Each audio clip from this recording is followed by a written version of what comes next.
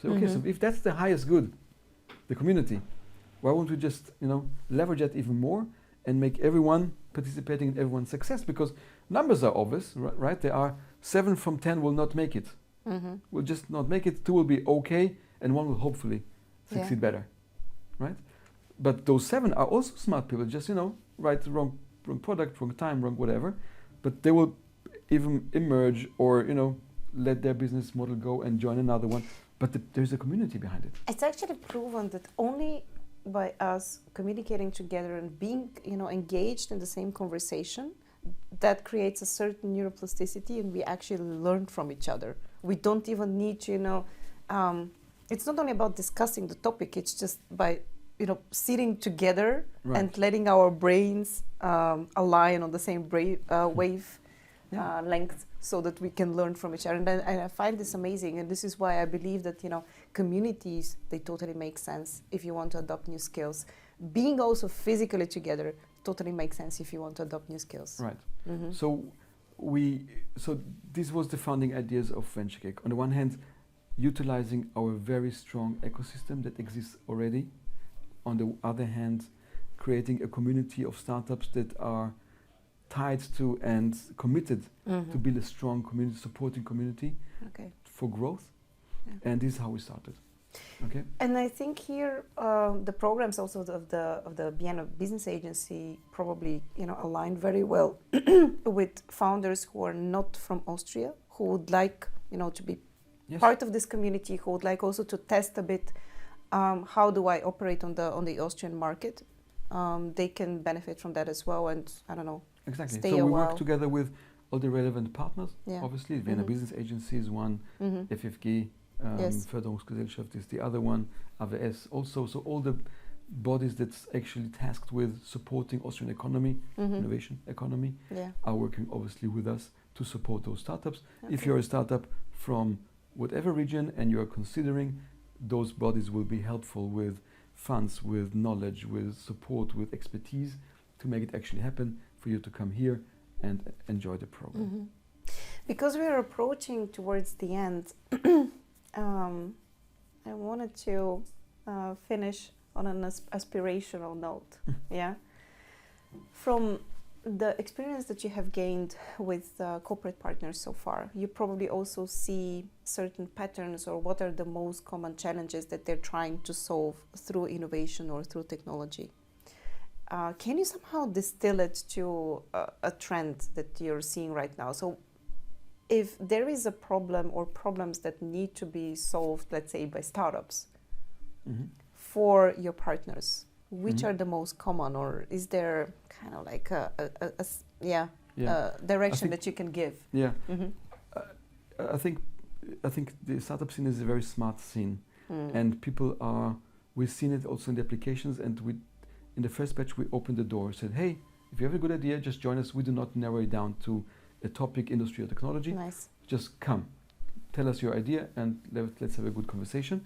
And we saw that around I think it was around 75% of all applications were either in the area of, let me put it in clean tech, climate tech area, and AI.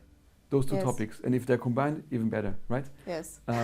So AI and something with climate. Now, it's a very broad topic, right? Yes, I mean, both of the topics are not verticals anymore, but they become more like a horizontal solution. So you would have, it can be in prop tech, it would be in agro tech, it can be in construction tech, it can be in oil and gas industry. It is so broad, right? Everything is climate.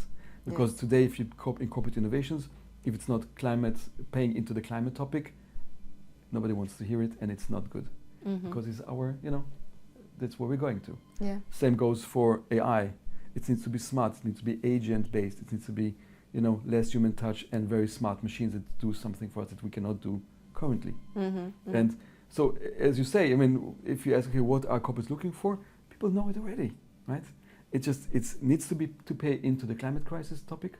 It needs to pay into becoming smarter. Right now, what we started also seeing is that the topic of cybersecurity, dual use, defense is becoming also more and more relevant. Unfortunately. I'm afraid that that will probably put sustainability and also clean tech and green tech a bit more in the background. I am pissed at this point that we need to spend our money on defense and not into the future, and making sure that and I'm pretty sure that now many people would actually kind of hate me for saying that, but this is how I am. I'm aligned. I think it's a sad fact that we buy rockets and not pay into the same amount into education or healthcare or elderly care or things that will actually bring us forward as a society. Because investing into army power has not proven to bring us further as human beings. But that's the case. I mean, we'll probably not be able to change that. And unfortunately, the next 10 years, I would anticipate, will be heavily invested in defense.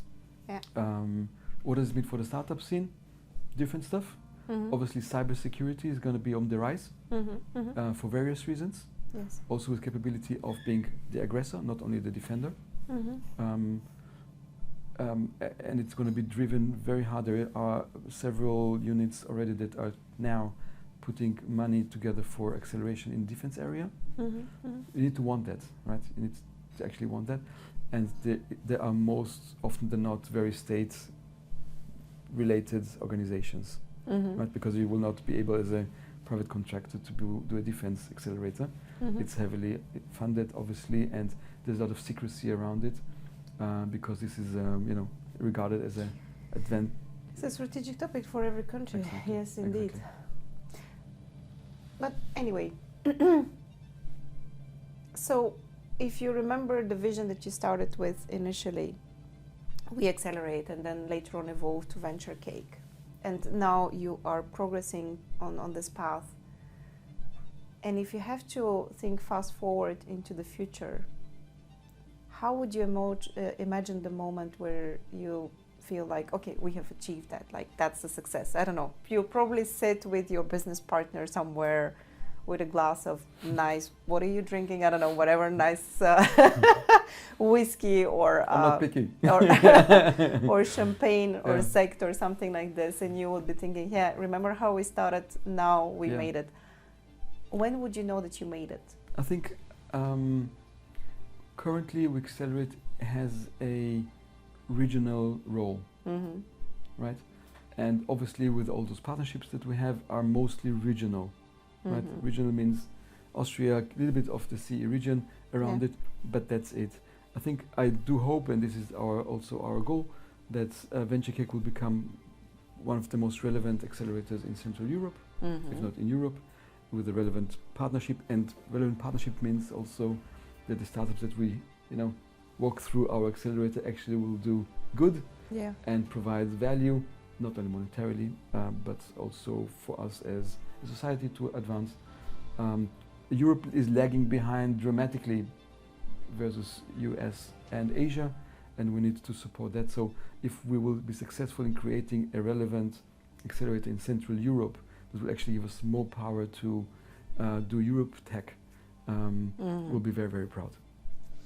I wish you all the best for that vision, and I want to thank you also for this conversation. I don't think that I've ever went so much or so deeper into the topic of acceleration and creating this kind of environment where both worlds can work. I have seen that in certain verticals. I know how it works in certain verticals, but I've never talked to someone who has approached the topic so systematically. And if you're just as passionate about innovation as we are, hit subscribe for the Recursive podcast on YouTube or your favorite podcast platform. We're everywhere.